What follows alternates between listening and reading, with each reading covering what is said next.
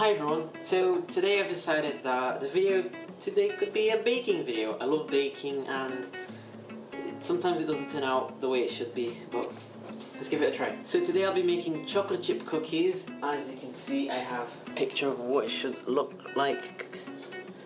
Biscuit. If yours doesn't turn out like this, don't worry, just start all over again. So here are the ingredients you'll need. 140 grams of caster sugar. You will need 225 grams of self-raising flour, 125 grams of butter, make sure it's unsalted otherwise your cookies will be disgusting, and a few chocolate chips. It says the recommended amount is 100 to 200 grams, but I mean, who's going to need all that? So to start making your cookies, first of all, you need to make sure you've put your oven at 200 degrees Celsius before you start, and then once you've done that you can get going. So here's my bowl. Make sure you wash your hands, although I haven't, so... Okay, so what you need to do is you need to put your butter into the bowl, get a spoon and just break it up slightly, you know, nothing too violent, it can just be something simple. Okay, so I've broken up my butter. Now I'm going to add the caster sugar.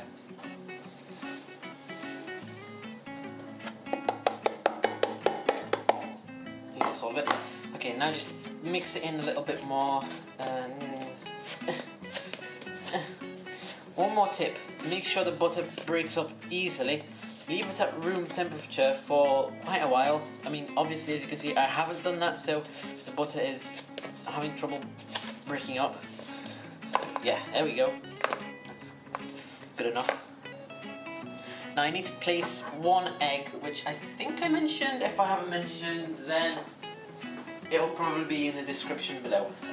I'll just rewrite the whole recipe there. Okay, so I'm going to crack my egg now. This has to be a chicken egg. So in goes my egg. Just put it all in. If it goes wrong, like I said, start all over again. Just a quick reminder, this egg was laid by a chicken. The chicken gave me permission to use this egg in my video, so there you go. I'm not using copywritten material or product placement. Unfortunately though, I didn't get a paper confirming the fact that the chicken approved because the chicken was illiterate, so... It looks disgusting. It looks like some sort of custard mixed with porridge. You need to add the flour now that you've done this. Obviously you have to sieve it, but who has the time for that? So all you do is pour it all in at once. I mean, if you're going to sieve it, it's just going to be balled up again afterwards when you mix it up, so just leave that out. So you mix up that cheese.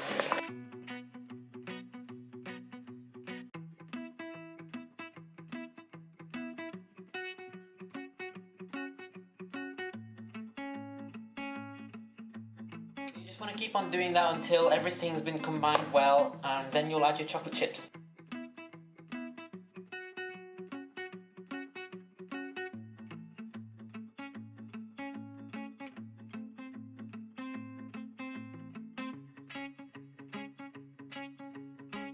Your cookie recipe looks like sand mixed with yellow balls of stuff. You can choose, now this is optional obviously. I have a jar of oats here just to add a bit of flavour. So yeah, adding oats is optional, which is why I'm not going to do it. To add this, there's a special technique I like to call dumping it all in. Perfect. So you mix it well until it has the texture of Play-Doh. So I added milk chocolate chips and white chocolate chips. Now, usually I only add milk chocolate chips, but since there were hardly any, I just mixed in some more there. Now you can't really see them because they're blending in with the butter and the sand textured pastry, but you'll see them once they're in the cookies, which they already are in the cookies, so I guess, never mind, you know what I'm talking about.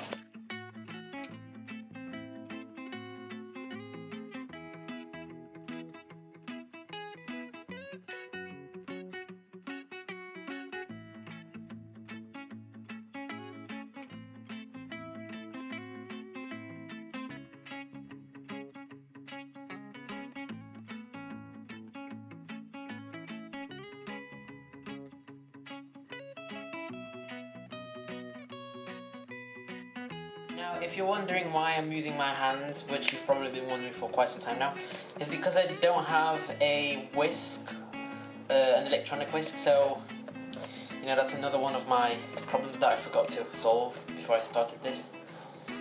But yeah, it's good hand exercise, even though my hands are killing me. It'll be nice afterwards. As you can see, my cookies have the texture of wet sand. This is a very good observation here to do, because that means the pastry is coming together and it's working well. Luckily for me, because usually it goes all wrong and I have to start like 7 times until the cookies go right. But thank God that this first time I'm trying it's going well.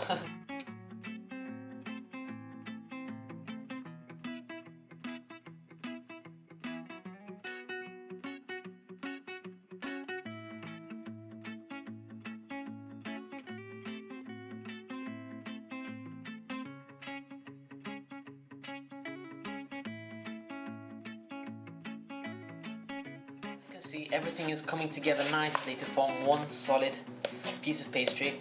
This is a great sign showing that you've gone very well with your cookie making, and you should be very proud of yourself, so do whatever you would do to celebrate. I don't know.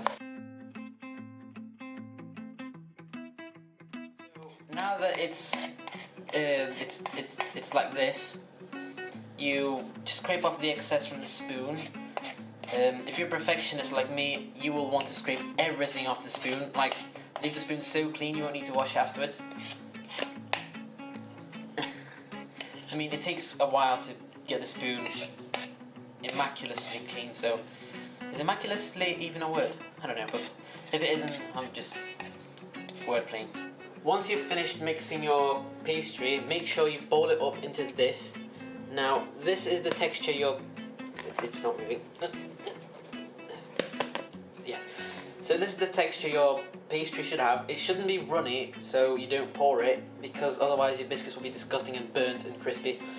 Make sure it's bowled up like a texture of Play-Doh, and then you rip off some bits and roll them up into I'd say 2 centimeter cubed little balls. Now here comes the boring part of greasing up your tray. After your tray is greased up, you need to get your little balls of cookie dough. So you rip it off the main thing. Now obviously it doesn't have to be 2 centimeter cubed balls, you can make them slightly bigger depending on the size of cookie you want. So I'm just going to put this very large one here.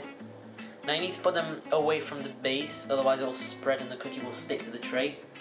Even though it's been greased, so I guess it won't stick to the tray, but you know what I mean.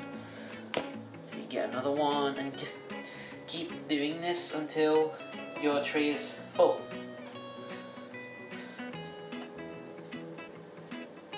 Now as you can see, my tray is not big at all, so it can only fit 4 cookies there at a time to make sure they don't stick. So you have to make sure your tray is big enough. Now comes the very exciting part of putting your cookies into the oven.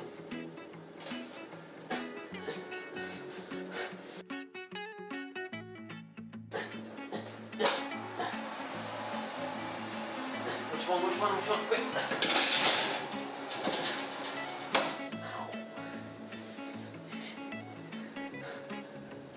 After you've put them in the oven, make sure your cookies bake for 10 minutes. Whilst they're baking, you can do your favourite activities, such as watching your favourite household plant grow. That's it, you watch that plant. Exercising within a very small area. Oh no, looks like he's gonna need an ice pack. You go and get an ice pack. By the way, well done, you did very well today. Another very fun activity for you to do is do your maths homework. Sure, it may seem boring at first, but once you get doing it, you will see how exciting it may be. Well done, you solved those math problems. This is what your cookies should look like. A good technique to make sure it doesn't stick to the thing is to scrape it off and just put it back where it was. Just do that to all of them.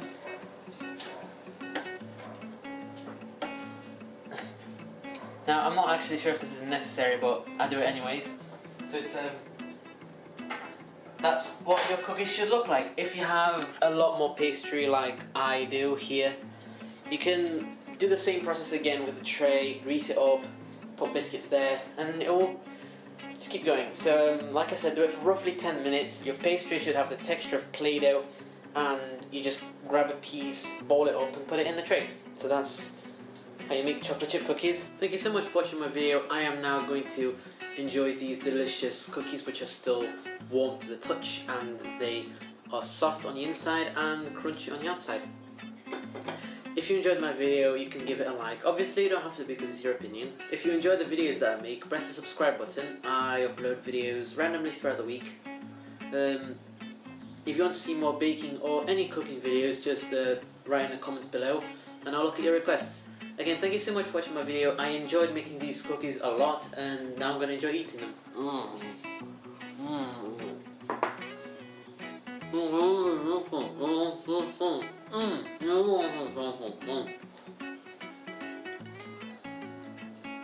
Thank you so much for watching. I'll see you next time. Bye.